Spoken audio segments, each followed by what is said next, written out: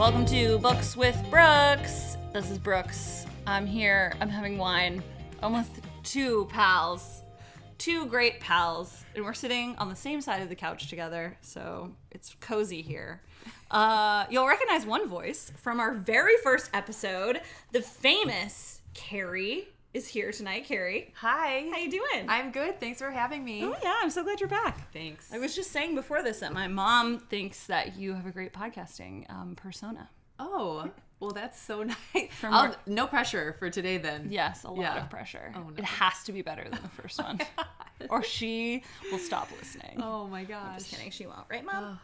And I have my friend Nick here. Hello. Hi, Nick. Hi. How are you? I'm a little bit nervous. This is my podcast world debut. Oh, my God. I'm honored.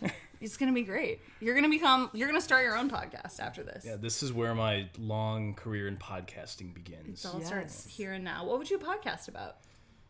Nerdy stuff like history or law or something. Cool. That is nerdy. Yes. Yes. I love that. Just kidding. Nerdier than books, certainly. Well, today we're gathered here to discuss our November book, which is The Alice Network by Quinn. It was a Reese Witherspoon pick like a year ago, I think. It's won a bunch of awards. It is a sort of epic romance, historical fiction spanning both world wars, set in France. Yep. Right? I think almost all in France. And England. Yes. Oh, partially you're right. in England, Some yes. in England. Right. Before they go into enemy territory. Correct. Right. We had our book club. We talked about the book. This was another divisive read, which I love when that happens. I love when we read books that are some people's favorite and some people's least favorite, which happened this month. So let's do a really quick plot rundown for those who have read it but haven't in a while and forget, or maybe haven't read it and are thinking about reading it. So we'll try not to do any spoilers in this bit, so you can listen to what the book's about and then turn it off and go read it and then come back and finish, and we'll do a bunch of spoilers. So the book is about what's it about? Someone else talk. So there are two storylines, and it flips off between chapters. The first storyline takes place during World War I, and the second storyline takes place just after World War II. So we're definitely in the world of historical fiction here. Yes, we are. Big time. So the World War I storyline focuses on a character named Eve who was recruited to be a spy for the British government. Yes. And she speaks English and French and German. And so they send her into France to spy on the Germans. God, that really confirms for me that I could never be a spy because I don't speak any other languages. Carrie, you could. I could be a spy, but I think it would be really hard. At one point, while she's in her spy mode, she's working in a restaurant. Eve is working in a restaurant, and she's overhearing a lot of the conversations of Nazis, and she gets all these secrets and plans, and she tells her superiors about them, and then they plan accordingly to that. I think it would be really, really hard to act like you don't know what people are saying. Yeah. And not react to your they go under false names. Yeah. And you'd have to learn to react to your false name, and you'd have to learn to not react when triggered. Like when you heard something that was very important, or when you heard something that you weren't supposed to. I think it'd be really hard to control your reactions. Yeah. Yeah. Oh, for sure. That would be the toughest part. Yeah, she just plays dumb. But someone made a good point, I think, during our book club, and they said this is also a time in the teens of 1900 when women were definitely under the seen and not heard kind of stage. So it's I feel like at that time, also because I've been watching Downton Abbey, and everyone is so refined, and everyone just thinks before they talk. Yeah. It's amazing. No one says or rambles. They just think very calculatively before they speak, and so every one of their responses are just so formal, and I feel like that may have been a more popular thing at the time. Well, I also feel like it's the British stoicness of just like waspy, like, oh, we have no emotions. And she, like, they kind of do that. Yes. Too. But we digress. Yeah, so the first storyline was in 1915 during World War One, and like we said, it was Eve, who was a spy. And then the second storyline takes place just after World War II, where we have a new character, Charlie, who is an American, and her cousin got lost, I would say, or disappeared during World War II. Yeah. And so she has decided to go to Europe to try to find her cousin. And when she is over there, she learns that this person, Eve, who we met in the first part of the story, might have some information that would help her find her cousin. So we get to see Eve as a young woman, and then Eve as a little bit older woman 30 years later, during or just after World War II. Yeah. So we jump back and forth in time, which is, okay, we've had a few themes in book club. One of them, multiple timelines. Another one, Paris. Yeah. Like, for some reason, a ton of our books have been, like, set in France, partially. Which is great. Yeah, which is great. Well, Nick, you could be a spy too, because you could totally French. be a spy because you like lived and like really ingratiated yourself into French and you know what's funny culture. now that we're talking about this, I'm remembering when I taught English in France, which is why I was over there. When I first got there, I decided, or the English teachers that were permanently at the school decided that it would be better if I pretended that I didn't know any French, so that the students who were 6th, 7th, 8th grade. Wait, so you've literally done this? You were Yeah, an elementary school spy. So when they introduced me day one, they said, oh, this is Nick. He's from the U.S. He's going to be here for the year, but he doesn't know any French. So you have to really try hard in English if you want to talk to him. Oh, so is that incentive for them to practice. Exactly. But I do know French, and so I would hear them, and they would talk about me sometimes. Always pretty nice things. But then, you're right, because sometimes they would say something funny or tell a joke, and I would have to try not to laugh because I would blow my cover.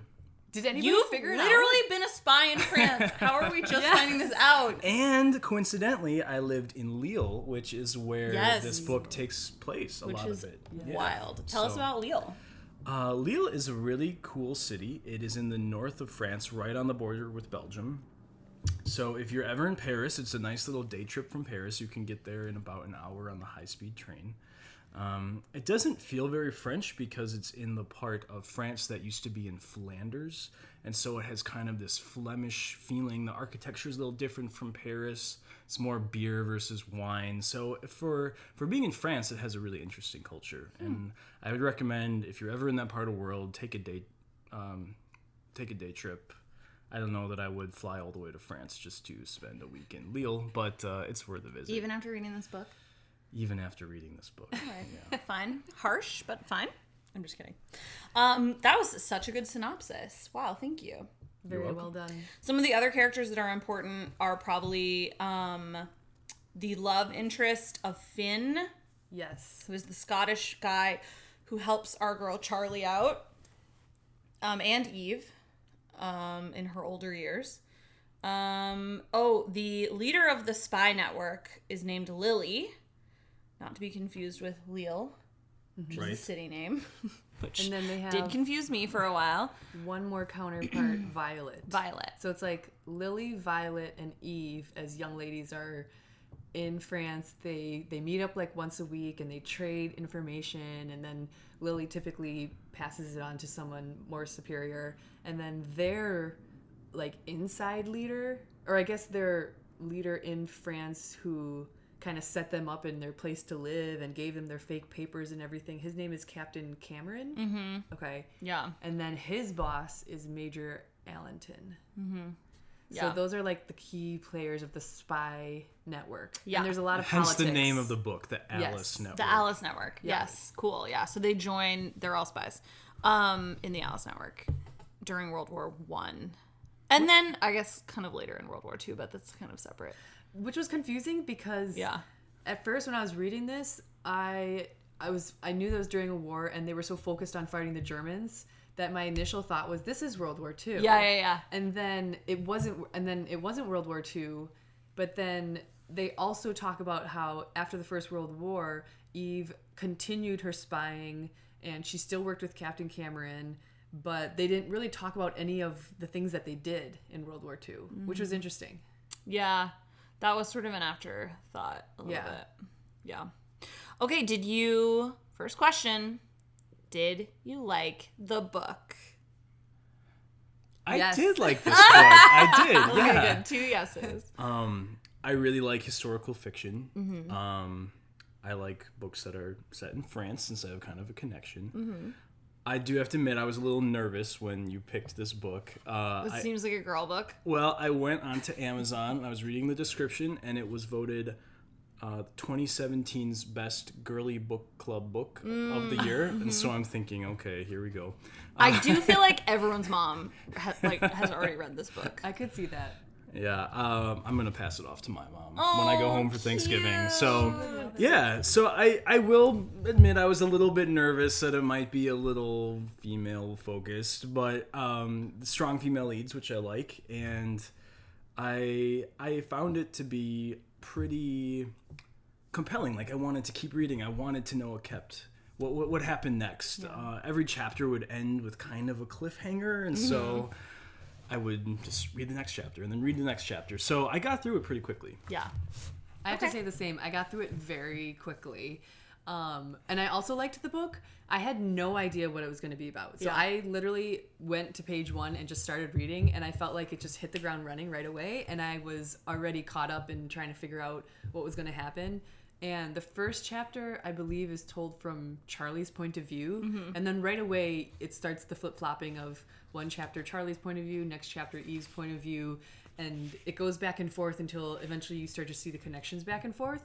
But I really loved it because I just thought the spying part was so interesting when they talked about like their little ways of like sneaking a slip of paper up the hem of their shirt, and like how they would hide things in like a bottomless carpet bag, and there was just their hairpins. Yeah, and their hairpins, little bobby pins with a note wrapped around it. Yeah, and the author also did a really good job of describing. I thought like people's faces and their movements when there were some really tense moments in the spy game. It was like I just almost felt like it was very electric to read because I could feel like the tension between these people, and you could feel how the stakes were so high. So it did a really good job of keeping your attention, and had a good plot line throughout. Yeah. And what did you think, Brookes? Yeah. My mom's gonna be mad, but I don't think I liked it. Really? Okay. Yeah, I just thought, well, I have a lot of issues with historical fiction as a genre in general because I can't tell what's real and what is made up. I completely agree with you. Yeah. I went into this book not even knowing that anything was true. Yeah. And I think that's why I was okay with it. I think it would have been better true. if nothing was true. If it was inspired by real events, that's one thing. Or like loosely based. Oh, the cat's Floor. Cat's meowing. He likes to talk, so when we sit in here and talk, he wants to come talk to us.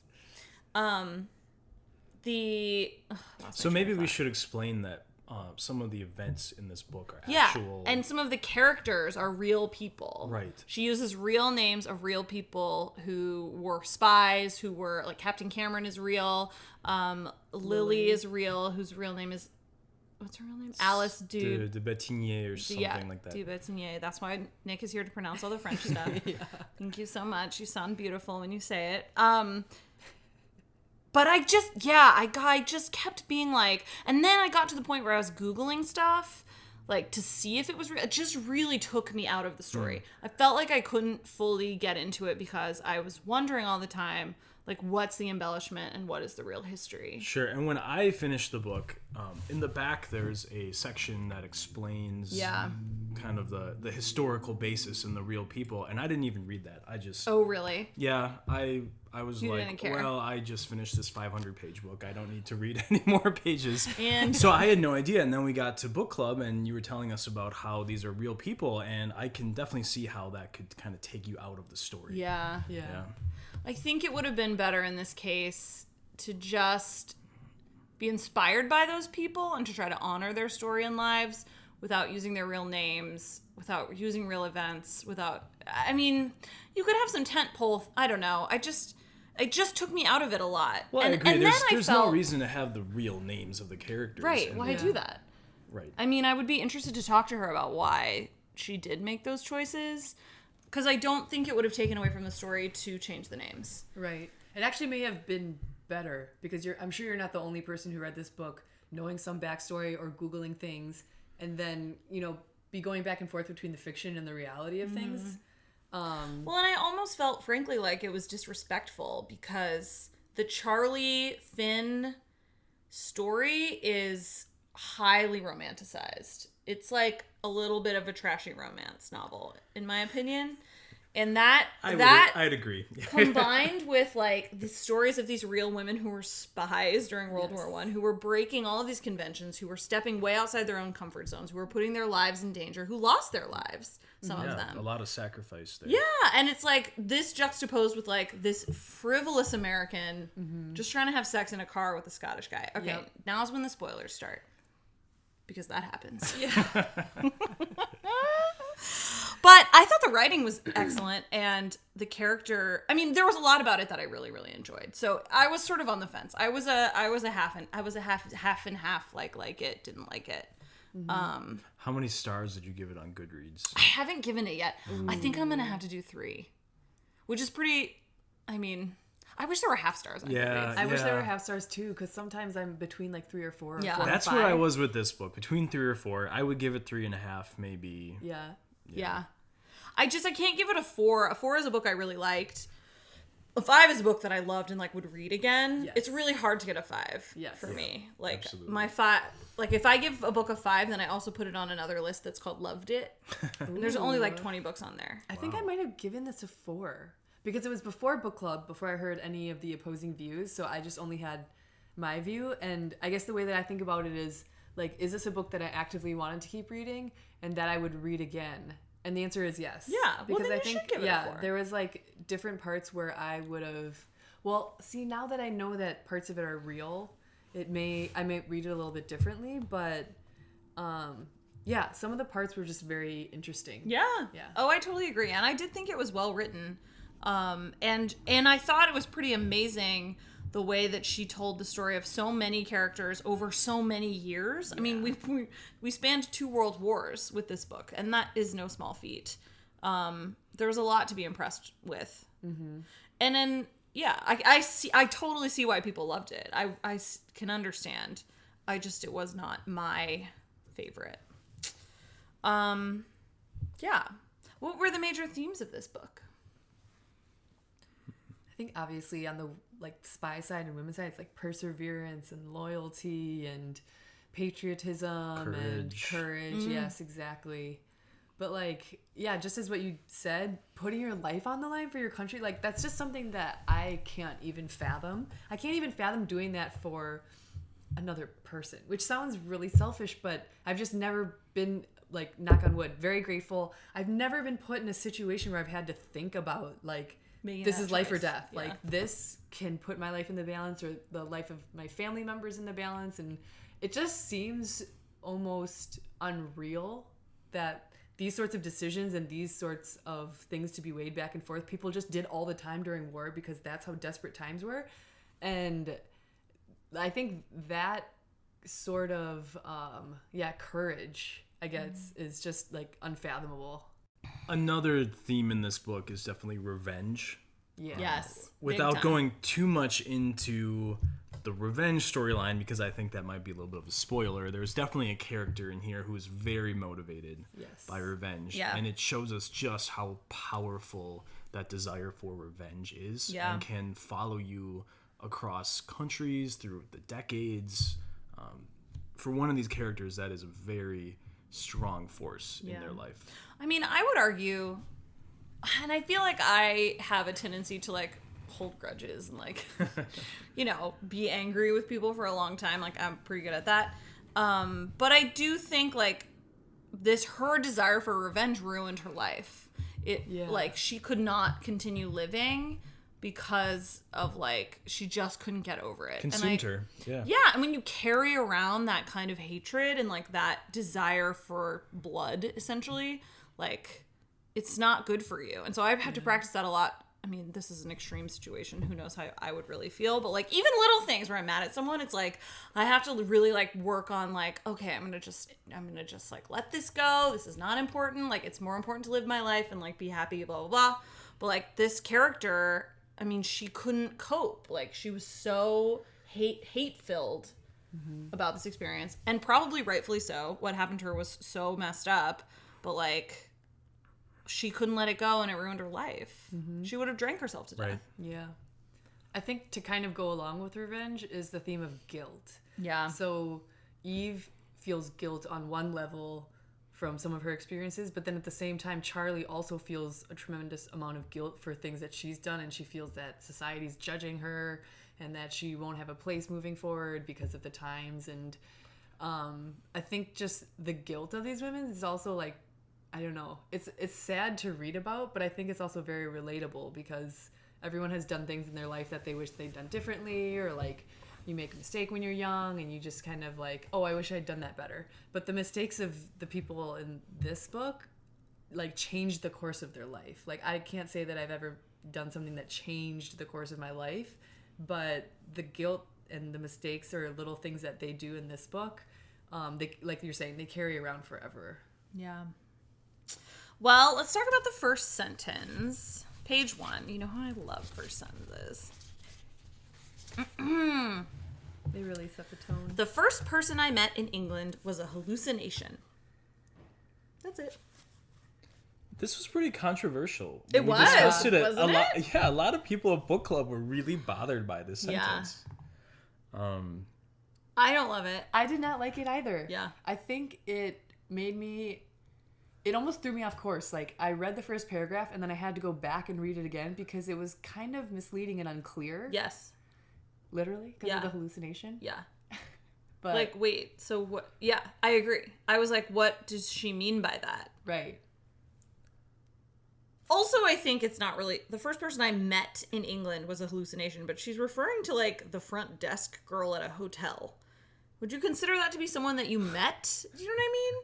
I mean, not really. Encountered. It's someone you interacted with, Right. but it's not like, oh, hi, like, I'm Charlie. Hi, I'm Tony. Now we have met. Sure. But I do think that this sentence does a good job, at least for me, of drawing you in, because I see the word hallucination and I automatically think, why is this person hallucinating? That is not something that's very common. And so I wanted to read more, and I wanted to keep... Yeah, okay, so it worked. I mean, that's what she's doing, certainly. It's also said by Charlie, the naive American, and it almost just starts off her characterization right there. Just naive, you know, thinking that she met this person, but really was the desk clerk. And I think it kind of speaks to her character. She's a little bit in the clouds. Yes. Yeah. She's, like, very sheltered, very spoiled, like... And she's young. Super very young. She's really like self-absorbed. Yeah, I had a lot of issues with this character because again, like we were dealing with such real hard issues in the other chapters, and then we would jump back to Charlie and she'd be like, "Oh, I'm so mad because my outfit does not look right." And it's like, okay, like you seem awful. Yeah. But I feel like that's how girls kind of were, like in well-to-do upper-class families at the time. Like their moms sent them off to college just so they could meet a husband, and their moms were telling them like, don't do your calculations like too much or make out the tip on the receipt for dinner because guys don't like that. They're gonna think that you're, you know, too smart or be intimidated or whatever it may be. But the women's role was just very, very different. Yeah, definitely. In defense of Charlie, though, she did suffer a pretty terrible family tragedy. Yeah, she did. Which we probably shouldn't talk more about because it's another spoiler. But to be that young and to have something like that happen to you, I can see how that could be really hard. Yeah, And I could so, see that, yeah. So that kind of colors her character. Yes, she's young. Yes, she's naive and kind of spoiled. But at the same time, I think she has suffered a lot of loss. Well, and That's true. I thought that reveal was good where we find out like, well, because she's pregnant, and so we find out, I thought she fell in love and like she had this romance with this guy and maybe he didn't reciprocate and it was sort of this heartbreak thing, but it wasn't that at all. Like she was extremely grief-stricken and like made a lot of poor choices just to feel something because she was numb. And I thought that was one of the most real parts. Yeah. Because kind of to Nick's point, that also said a lot about her character, like how devastated she was, how much she went through, to the fact that she dealt with it in such a unhealthy way. Yeah. It dug herself into an even deeper hole in her life by having this pregnancy where she was an unmarried woman, which at the time was just the most controversial thing. Yeah. And basically sounded like it ruined your life. Which, like, all the characters in this book are pregnant on accident, which is crazy. They're so young, and but they're just... that must have happened, though. Yeah, it must... Like, how... Pre-birth control? Like, you probably just got pregnant all the time. Yeah. How could you not if you didn't... I mean, maybe too much detail, but at one point they talk slightly about, well, do you know how to, like, take care of this so that you don't get pregnant? And she's like, oh yeah, sure. And then she says how she was planning on doing it, and I'm just like, oh, please don't do that. Yeah. Like, that's not gonna help. Don't do that. But just the misconception of what you were, you know, like, how, of course they got pregnant. They weren't... Yeah, well, they didn't teach you about... There was no sex ed. Right. Like, women just knew what they could tell each other, right? What they could share sort of in whispered secrets of, like, oh, here's something you can do. Like, that's how it all was. And none of it worked. Yeah, clearly none of it worked. Like, yeah, and it is, I mean, and it was all on the women, just 100%, which, frankly, it's still like that. But it was even more so, like, the women's responsibility. Like, the men did not think about it. They were not concerned with it. Like, wasn't their problem. Yeah. Sure. Yep. You know? Ugh. Men. No, Men. Okay. Page 59. We talked about this a little bit, but so Eve... Oh, we didn't mention this, but Eve has a stutter. oh, yeah. A significant stutter. Yes. Eve, the spy character, which I thought was really an interesting character trait to give her. And you think... So she's really, really on... I don't know. They probably look for people like this, like, today, right? When they're looking for spies. Like, people who, like, are desperate for, like... Validation? Recognition. Yeah. Or, like... Yeah, validation is a good word. Like, because she was sort of... You know, she's a woman... So she didn't have a lot of opportunities already, and she didn't have a lot of money, and she has the stutter. Yeah. So it's like she just was always told basically, like, you'll never be anything. Right. You'll never amount to anything. But at the same time, and they allude to this in the book, the stutter could be something that would draw people's attention, whereas a spy needs to be able to slip in and out and fade into the background. And if you're talking with a very recognizable stutter, you might stick out in someone's mind when you don't want them to. Right. Yeah, that's true. That's why they wouldn't let her, like, do the crossing too often, like, cross the border. Right. Because they didn't want, like, the guards to, like, remember her stutter. So they were really calculated in the roles that they gave each woman, because the role that Eve ultimately had was to work in a restaurant, basically not speak. She just serves these Germans. She just, like, cleans up, I think. Yeah, she was, like, basically a busboy. That's right. She just cleans up, but she's got good ears, so she picks up on all these conversations, yet she doesn't ever really speak. Yeah. Yeah, at her job. But she uses it so well of, like... And those were really fun moments where, like, she's playing dumb and using her stutter. And so you hear her internal monologue, which is whip fast and very intelligent and, like, above average. Yeah. But then what's coming out of her mouth is, like, a stuttering fool, basically. Right. She's playing this role of this, like, stupid woman. Right. And I think a lot of times it works so well. People just... I don't know if maybe it was at the time, people just didn't see past people very much. Like, they saw them for what they were. Like, you come from a well-to-do family, like, you must be a respectable person. You had a child and you're not married, you must be a horrible person. Like, you have a stutter, you must be really dumb. Right. And it was like, that's what it is. And they couldn't look past right, they couldn't see it. Yeah. But so Captain Cameron, like, plucks her from obscurity. She's, like, a secretary or whatever. And, he says, do you want to be a spy? And she's like, yes. So then she goes to spy camp, which, is that a thing? It must be. It must be. Has anyone seen the movie Spy Game with Brad Pitt and Robert Redford?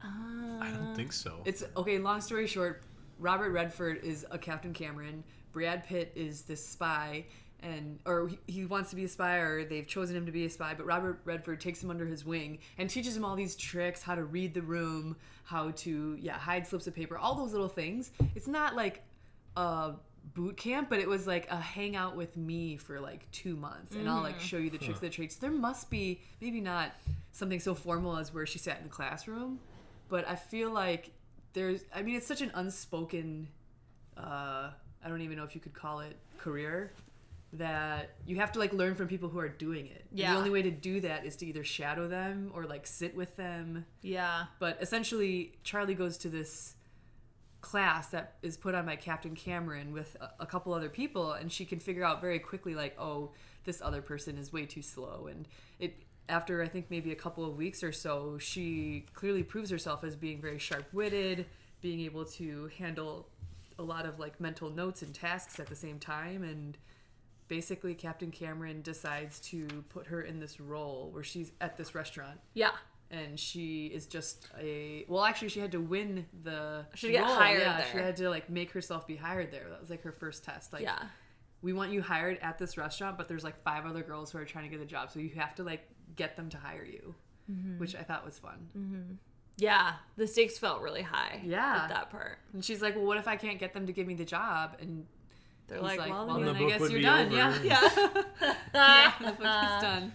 Yeah. Oh, and they don't let her, like, at spy camp, all the boys, like, get to go shoot guns. And They don't let her. Oh, yes. That's such bullshit. I know. There's so much of that in this book. It's like women are just treated so badly and But so differently. There are several men, though, that are very sensitive to women. And one of them is Captain Cameron, because he sees her potential, and he takes her out to learn how to shoot a gun. Anyway, he's like, what are you doing in here? Here's a controversial question about Captain Cameron. Okay. Did he just think she was hot? No. I say no. Okay. And the reason I say that is because he recognized that she had these unique traits that would serve her well to be a spy. Right. So she knew all these languages, which would be very helpful if she sent to continental Europe to spy on the Germans. And other than her stutter, I think she was someone that kind of flew under the radar. And she wouldn't really stand out, and she could just kind of stay in the back of this restaurant and pick up little bits of conversation. So maybe she was hot, but she had all these other traits too. I feel a little suspect of him because, like, I know he gave her this really cool opportunity and all this stuff, but it kind of felt like it came at a price of, like, he thought she was hot and, like, wanted to have sex with her. But he didn't ultimately. She was the one. Well, I know she kind of ended up being the aggressor, but, like, it was there. It was there, and I guess I should say I agree with Nick. Like, he saw all these really good qualities about her, qualities that I don't think that he would deny he found attractive. Like, he found the qualities of her being sharp-witted and smart and speaking all these languages, ultimately what he needed to fulfill his job. But at the same time, I think he was, like, attracted to that kind of person because he was impressed with her. Yeah, I'm with you. I just kind of feel like it's like, you know, if you get picked, it just feels like a little icky. I will say, though, it could also be thought of at the same time, like, if you have a teacher and you're, like, the star student and good at everything, like, can't you... Yeah, but then like, later your teacher tries to fuck you. Okay, yeah. And then Okay, you would if just... you I would be didn't try like, to do that. oh, it wasn't about me and how well I was doing. Like, it But was... wouldn't your teacher, like, inevitably dote on you a little bit because you're, like, so great and they're impressed You're the by you? best spy.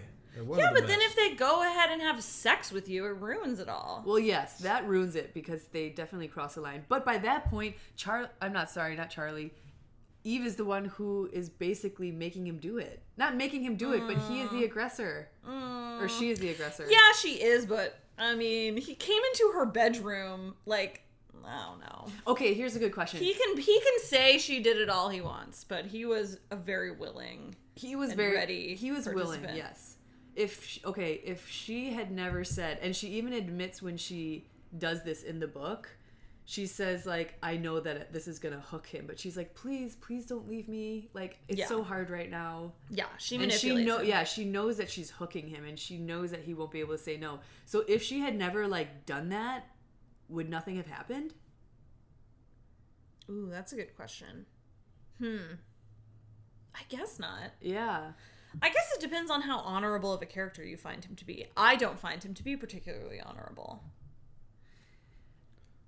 Yeah, it's hard to say. I think he is in some ways, but in other ways he's not. But I think mostly he is, though, I think. But I also felt like even like when he meets her after the war, he's kind of horn dogging around. Like he's sniffing around and she's just like completely uninterested because she's just had this insane like prison experience. Mm-hmm. And it's changed her forever, and she's not the same person that she was when she, was interested in him, whatever. But I felt like he was still like, but at the same time, he's like, oh, but my wife. And it's like, my child. He had a kid then. Oh, it's so annoying. I'll be completely honest with you. When I read this book, I kind of glossed over all those romantic parts. Like, all right, next. Okay. Yeah. There's another sex scene in the car. All right. Oh, yeah. Yeah, So, that's true. I was much more interested in the spying. Yeah. And the Germans. and Nick is the ultimate honorable one. Yeah. Well, so did you guys like the idea of the spy training? Yes, Yeah, I I would thought it was love really to go to cool. spy training. Right. Let's go to spy training. It's like love learn it. to write really, really tiny. Like learn how to write backwards and write in code and like. But I was actually, as I was reading that, I'm thinking now you would just send like an encrypted message over some server. Well, I know how different yeah. it must Yeah, be today. yeah. It must be crazy. Although now. I bet you still have to do a lot of it. Like, you can't create a paper trail or an electronic trail, right? Right. So you probably still have to do like. It would be fun if we found out that spies still did this kind of stuff because to a degree, it's safer. It's probably safer to write on rice paper that will dissolve and then eat it. and then eat it. Then to, you can't just like send a text message or whatever. Right. Yeah. I liked the things where they like. Let's do. Yeah, where they like looked at a room, but they would like look at someone, but like use their glass. Like if Violet was wearing glasses, she would like look a certain way so that she knew where the light would catch her glasses, so you couldn't see where she was actually looking. Mm-hmm. It's very stealth. Major stealth. My brother and I went to the spy museum in DC, where you go and you like learn all this stuff about spies. And then there's like some stat. It's been a really long time since I've been to it, so I don't remember exactly what the stat was. But there's some stat on your way out. It's like, guess what? There's like 10,000 spies within a 3-block radius at any given time or something. Something insane. It's not 10,000, but it's like a super high number. And I love it because then you walk out and you're like, oh, spy, spy, spy, spy. You know what I mean? And everyone you see, you're like, definitely a spy. You're a spy. For sure, that's a spy. Like, and they talk about like dead drops, which are like when you like leave, if you leave a briefcase and walk away, and then the next person comes and picks up the briefcase and takes it, like that's a dead drop, and it's like at a prearranged meeting location. That definitely still happens. Oh, I'm sure that Don't you happens. think? Yeah. What's the place in Milwaukee? Is there a spy house or there's that restaurant? Oh yeah. There's a place in Milwaukee that was like an old spy meetup place. Yeah, I think it's called Spy House, but we should go sometime. Yes, we should. Wait, It's I got think a they lot have of like one. trap No, they doors have and one in stuff. Chicago. Oh, do they? Yeah, I think they opened one here. I would Yeah. love But the to original go. is in Milwaukee. Yeah. Yeah. I would love to It's go. very kitschy, but it's fun. We should It do is it. kitschy, I've but never yeah, done it's it. fun. I would love to. Yeah, it's just like a restaurant or bar, and they have like random facts and like trap doors or like little illusion things everywhere. Yeah. I would definitely be the kind of spy that like drops all their stuff and like is overly loud and like overly friendly, because I don't think I could like remain neutral. Also, established, can't be a spy because I don't know any other languages. It's okay. I'm sure I don't know if that's the only qualification. I think I would be good at a spy, because people have told me this before, where they say that I'm hard to read. Ooh. People tell me that too. Yeah, where they're like, several times in my life, people have told me like I can't tell like if you're mad or upset or if you're happy, you like compartmentalize or like you hide it really well. Yeah. And I was like, I guess, yeah, so I can fake it. You could. You both could. Not And me. you just don't seem very suspicious. Yes, Yeah, people would totally trust people you would and think want to I'm be very friends with you. Unfortunately, Yeah. you're so gullible, Carrie. oh my gosh, that would be my downfall. I would Yes. be so. Oh, yes, I would. Yeah, that would be horrible. Okay, so a lot of women in this book are, they're fighting like societal expectations or the restrictions set on them, of their time.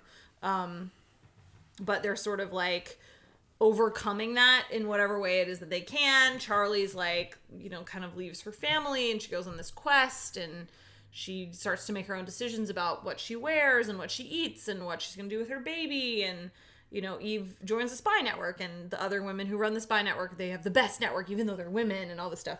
But there's a ton of little injustices peppered in Was there one that stood out to you guys as being like particularly egregious or upsetting to read about? I would say the bank scene. Yeah. So at the beginning of the book, Charlie goes to the bank. She has an account at the bank in her name, I think. Yeah, it's in her name. And she's trying to withdraw money, and the gentleman at the bank will not let her take the money out of her own account because he thinks that she's too young and naive and a woman, and she wouldn't know what to do with the money anyway. Yeah. So to me, that was pretty egregious. Yeah. Yes. And several things I thought were also interesting about that was she started this bank account, I think money that was from her grandma or grandpa or something. She started with a sum, and then she was working, and she was adding her own savings from working to that to make one big lump sum. So this is like not even like money that someone gave. Like this is money that she earned and put in her bank account that she can't access. The other thing that I almost wanted to, I wish that she had gone back on, was she wanted to take like all of it out. And they said, you can't, like, you shouldn't, that's a huge lump sum. So then I thought, why don't you just take out like $100? Like that'll still last you so long. Like instead of taking the whole amount out, why don't you just take a small amount and then come back another time and take more? And then, repeat that process several times. But completely agree, the injustice of not being able to access your money was appalling and very scary. What do you do? You're not in control. Yeah, what are you going to do? Yeah. The bank teller is completely in control of that situation. So yeah. I guess at that time you just say fine and you walk away. Yeah, which is what she did. Yeah. Yeah. She just was like, okay, well, that's bad. Yeah, and then she goes and sells a pearl necklace from her grandmother or something and pawns that instead to get money. I mean, I guess you just had to figure out your own way, but it just, seems very unfair. Mm-hmm. Yeah, that one was tough.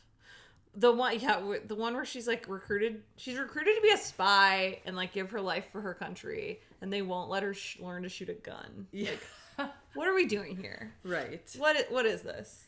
Yeah. That sucked for me. The other one that was tough was the fact that several women in this book get pregnant when they're not married, and how all of the people around them talk about, what are you going to do? Because if you go through with this pregnancy and have this baby, you will never get a job afterwards, because no one will hire a woman who has a baby that's unmarried. Unless you make up some lie like your husband died in the war and you're widowed.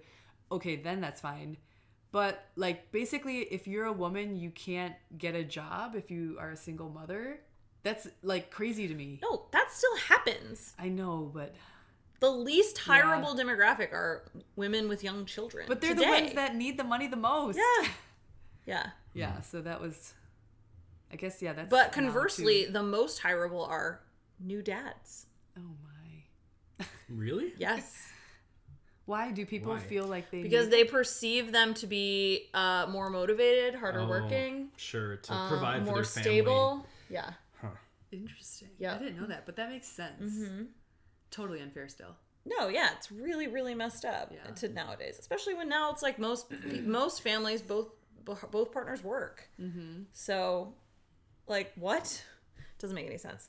Also, I read some statistic, and I'm not going to get it right, but it was something like up until like the 1970s, women couldn't get credit cards without a co-signature from a man. Until like the 70s. Wow. And I think something else about, because I remember I was reading about it, like looking at this mortgage stuff. I think it was similar for a mortgage. Like you couldn't get a mortgage without a man until like the 1970s. Okay, here's a quote that I thought was interesting from this book. And I think it is originally said by Lily, the leader of the Alice Network. But then we get it from Eve later.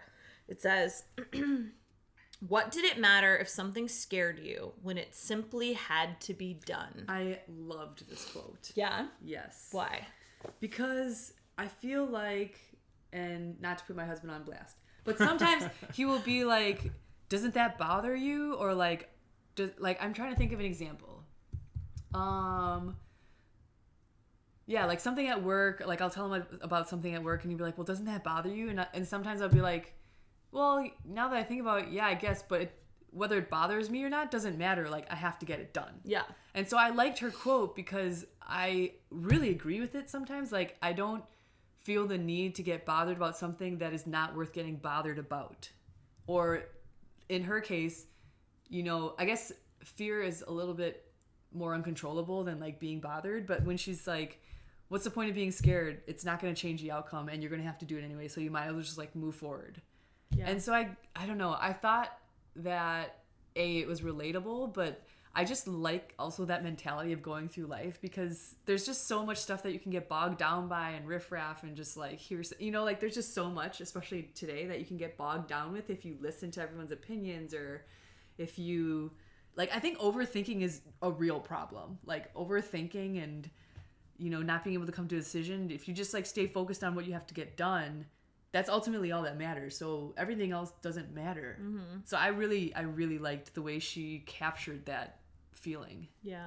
And it's something that the characters in this book have to live by, because these are these women that are put in these extremely dangerous situations, and they have to be making decisions constantly about how to do their job as spies. And I'm sure they're in a lot of situations where they do start to get overwhelmed by the fear, but then they just say, no, I have to do this. I don't have a choice. This is my job. I'm doing this for my country. And if I don't do this, then there are going to be consequences. Like, I'm not going to save these people's lives, or I'm not going to stop this terrible thing from happening in the war. So the characters really have to live out that mantra every day. They do.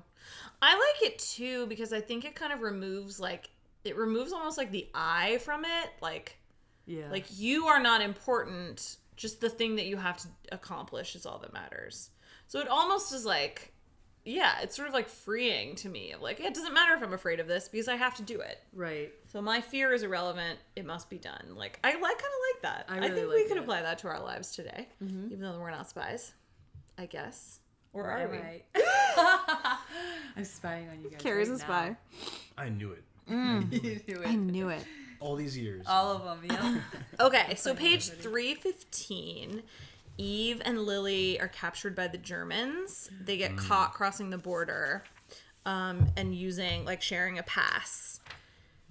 And this chapter I thought was like really, really well done. It seemed like it was a scene from a movie. Yes. If they ever turn this into a movie, this is going to be the climax. Well, and you didn't read the afterward. You didn't read the afterward. I did not. So you don't know. Maybe but I should. this is based on a real story too. So Wow. this woman, Alice Le Boudin, do you do it? Bettini. Louise de Bettigny. Yeah. Okay, so she actually did get arrested, or someone did, by the Germans, and she was with another woman, and it was basically exactly this. They were arrested for using the same pass. The one woman fainted and cried a bunch and was eventually released, and she was obstinate. She demanded a brandy. She ate a message and swallowed it, and like, it was exactly the scene. It was really happened. Wow. And the woman who got out, who was released, I guess, was like never proven to be a spy. They don't know. And so that was sort of her imagination of like, could she have been, and like, what would that have been like if she was? Which I think is cool, and like is a cool way to be inspired by a real event and then make it your own. But it really did, I guess, something along these lines really did happen, which is kind of crazy. Yeah. But I thought it was really well written, where like they're both playing up, like Eve is really playing up how upset she is and how stupid she is, and she doesn't know anything, and she's crying, and she's like just completely helpless as can be. And then Lily is the opposite of that. She's like, you know, really in control, very obstinate, very angry, like spitting in their face, basically. I almost feel like she was doing that more because she wanted to let Eve get away. Yeah, definitely. And it worked. And it worked. Yeah, they're just so smart. Eve gets away. They just played people like off of just these very raw human natural tendencies. Yeah, they have to be actors too, or actresses as spies. You have to be able to slip into these different characters at a moment's notice in order to succeed in your mission. And several times in the book, I feel like Eve would talk about how she would observe Lily, the head of the Alice Network, and how she would just be so impressed how she would just flip. Oh, she just flipped back into that character. Yeah, she did that one time. I know exactly what she's doing. It was just, it's definitely like acting. Yeah, definitely a lot of acting. Well, and also I think, I mean, it's like everyone that they're working with is constantly surprised that like women are able to do this. Like, how can a woman be a spy? And like, how can a woman run the like greatest spy network in France or whatever? And it's like, no, they're probably exactly right, because women are raised to be like especially back then, but still today, like really emotionally like perceptive, to manipulate, to people please, like all of these like things that a spy, you could think like a spy might need to do, to get information. And like women already like are trained to do that stuff, just like societally. So it does kind of like make sense to me, like that these women can walk into a room, take the temperature of all the men in there and figure out exactly what they want to, and then they just know what they want to hear, or like how they should behave. Like, I feel like that is still probably true. Yeah, I could see that. I don't know. Yeah, and she really, really plays up her stutter. She like stutters like crazy in here. She like basically can't answer any of their questions because she's stuttering so hard, which is like such a good con. Right? It worked. It Yeah, worked. It's genius. They're like, this girl, there's no way she could be anything but just this helpless country girl who was naive and allowed this other woman to borrow her pass, and it's a simple mistake. Yes. Listen, in book club we talked a lot about the sex chapters, but as we just learned, Nick didn't read them. He just skimmed. No, I did read them, but I don't think they contributed a lot to the story, Yeah, which is why I didn't agree. really, Yeah. dwell on them, Yeah. I guess. Yeah. They just seemed to me kind of thrown in there. Yeah. I'm sure there were a lot of people that liked the sex scenes, and that was really great for them, but It didn't add anything, to me it didn't advance the plot. Really. Yeah, no, I agree. it didn't. It did feel it was written to me like a Hollywood blockbuster, like, because movies always have a love story. Right, like we have to have a love story. Yeah. How are we gonna just spice it up? Yeah. Yeah. So they did, and they do. There was a ton, and we talked about this in book club a lot, which I thought was cool, and wasn't something I was actively thinking about that much while reading this, but how much the characters in post World War II like exactly mirror the characters that we get in World War One.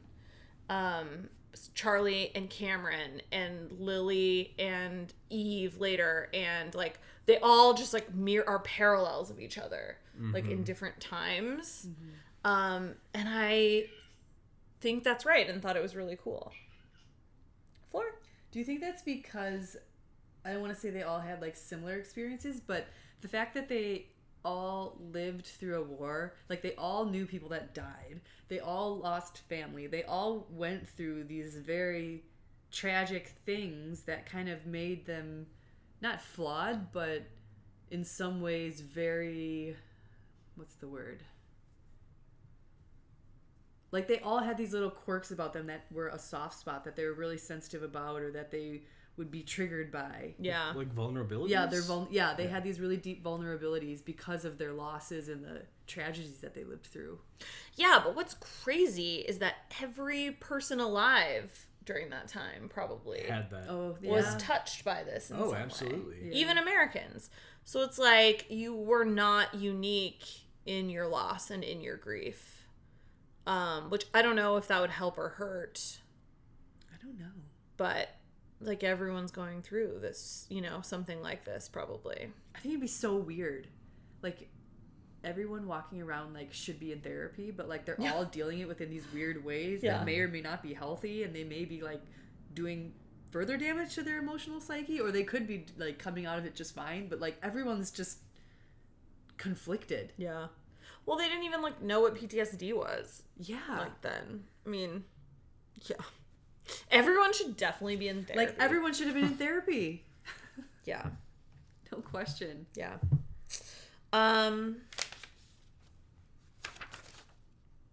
So, wait, Nick, did you say historical fiction is a genre you like? I do like historical fiction. Have you read other like World War II? Yeah. Yeah. I have. So how would you say this stacks up to like others that you've read? I'd say it's very similar. A lot of World War II books that I've read focus on a character that plays a small but important part in the war, and kind of how their one little piece of what they're doing might affect the larger outcome. So I think this is a storyline that we see a lot in other historical fiction. Yeah. What about the scene where they're trying to blow up the train with the Kaiser on it?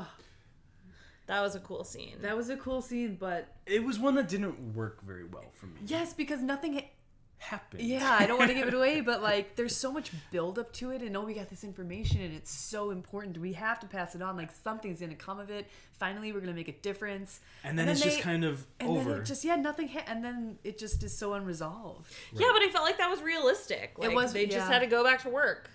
You know. Yeah, I suppose not every bit of information that you learn as a spy is ultimately going to turn into something, but you just have to hope that it is. Right. Well, I also think it set up the stakes for Verdun. Yes. Which was like the second time she found out really big information that like she needed to go tell to her superiors in person. So it was like, I think that experience was setting up like how high the stakes are when you get that kind of intel. And, like, what can be done with it if you use it correctly. Like, you could end the war. Yeah. Like, she genuinely thought, like, I could end the war with this information. Right. I have to get it in the right hands. Right. And that was more important than anything else. Yeah. Their own safety, like, their own lives. Which is why they were willing to give up their lives. Because they're like, well, this information might save thousands of other people. Yeah.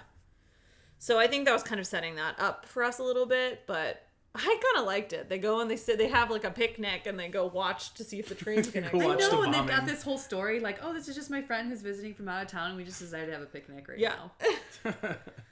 I do like that they always have a backstory about whatever it is they're doing. Like, like if anyone catches this is what we're doing. Yeah, I feel like anytime I'm trying to like pretend, I say I'm either a bird blogger. I blog about birds. How often do you say that? I don't know. Sometimes. What are you doing that you have to say that? I don't know. Sometimes you never like pretend you're someone else. No. Actually, just that I think about it, it might be kind of fun, but I've never thought of that. Really? Yeah. A bird blogger. Yeah, or if I'm with friends, we say that we are an acrobatic troupe from Canada. Do people believe this? I don't know. Probably not. Do they look at Isn't it more interesting? So when do you have to lie about your identity? I mean, I don't ever have to lie about my identity, Nick. It's a choice. It's an active choice that I make to try to make things more interesting. You can't just be boring old books with Brookes all the time. The secret ornithologist. Sometimes you're Brookes the secret ornithologist. Wait, before we move on, can we talk about Renee? Mm-hmm. Because he was like maybe my favorite character in the book. Not my favorite character, but the one that I loved reading about the most. The most like vivid and maybe visceral. we should just fill in our listeners quickly on who who is Renee. Since he was your favorite, why don't you explain him? He was the restaurant owner where Eve is placed as a spy, and he is this he's very looked down upon in Lille, because he's seen as a supporter of the Germans, whereas the Germans have occupied France. Everybody in France hates the Germans, does not want to help them. But Renee has decided to prosper off of this by allowing the Germans to come to his restaurant. He gets really good food off of the black market, and he basically entertains the Germans and creates this haven where they are able to enjoy themselves at night and where they can kind of forget about the war. But everybody hates Renee, who's French, because they see him as profiting off of the war, essentially, which is they see him as a traitor. They see him as a collaborator, and he's this guy who is definitely out to like conquer the world by himself. He only cares about himself, and he will do anything and everything to profit. And then he's very spineless. Like, he will run away at the first sign of trouble, but at the same time, he's this very like try to be sophisticated, calm, collected person who he just reminds me of, like, you know, when people are described as like on the surface they're just always the same and you can just only see little flickers of their emotion throughout their face. The way the author describes him is, I think, so well done, and she creates a true character of depth through him, even though he's just such a villain. Yeah. And then it really is juxtaposed well when Eve, the spy, is trying so hard to control herself and still have like this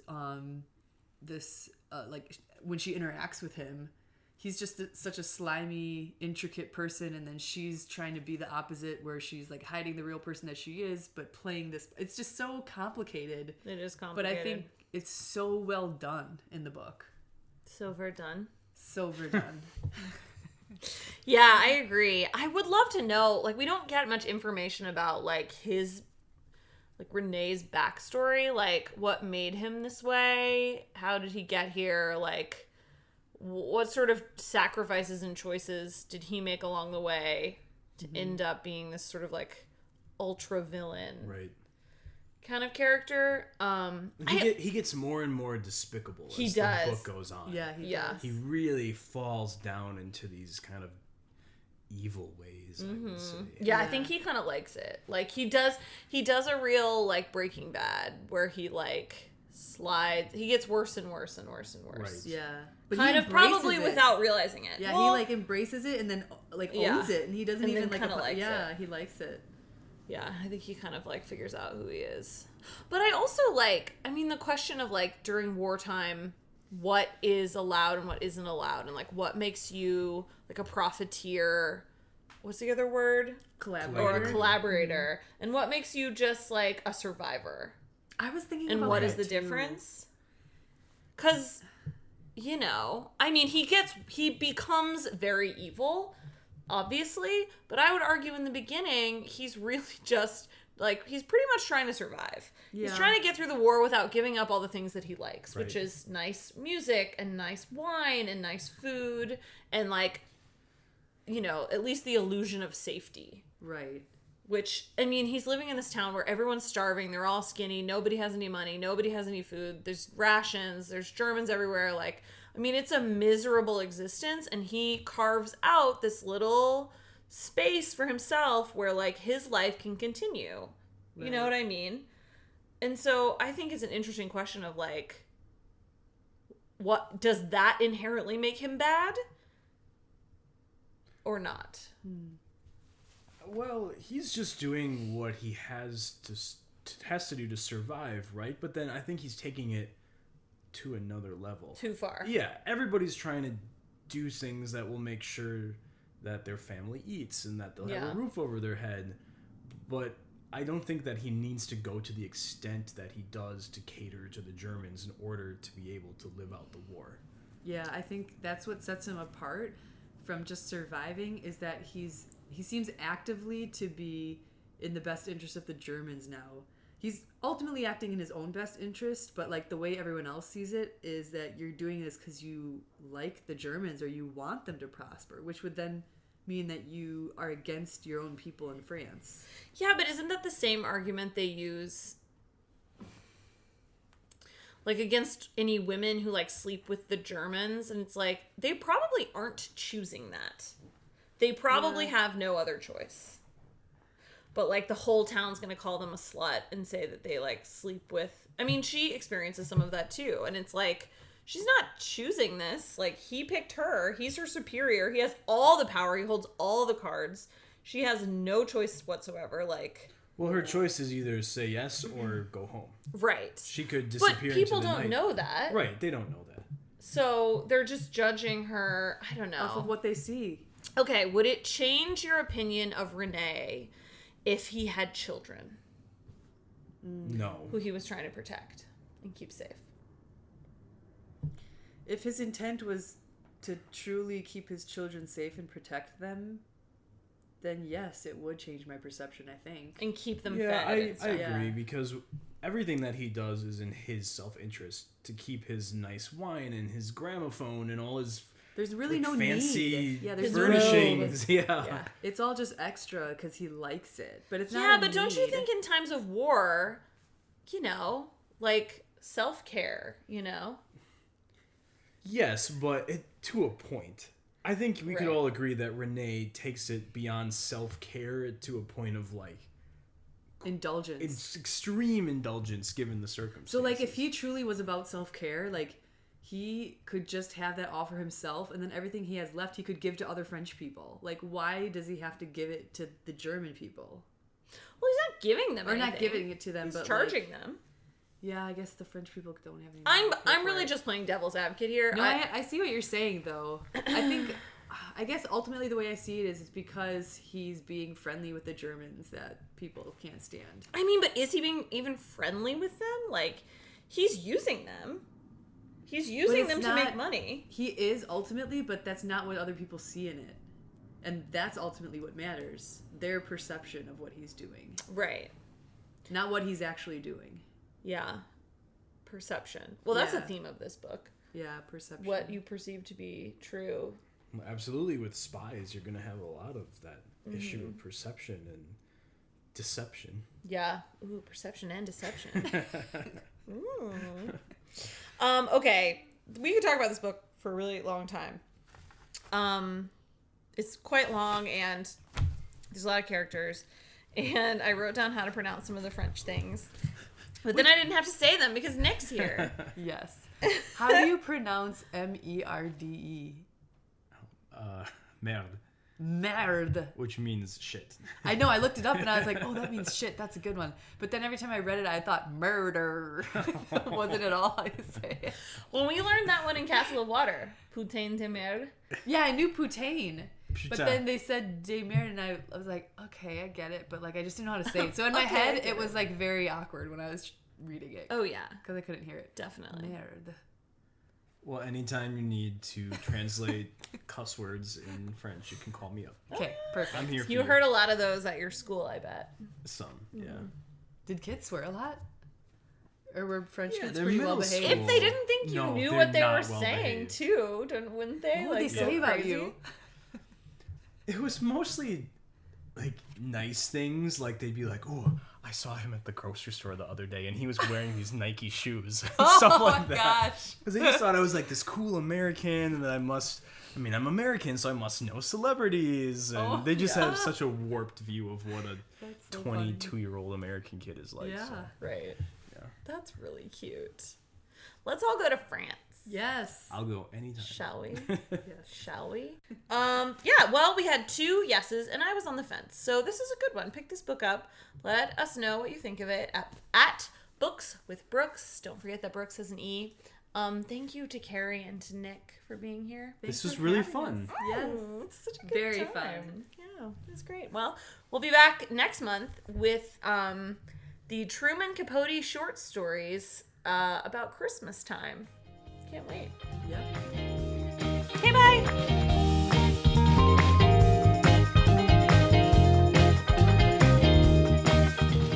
Books with Brookes is in the Press Play Podcast Network, and our theme music is by Jonathan Allen.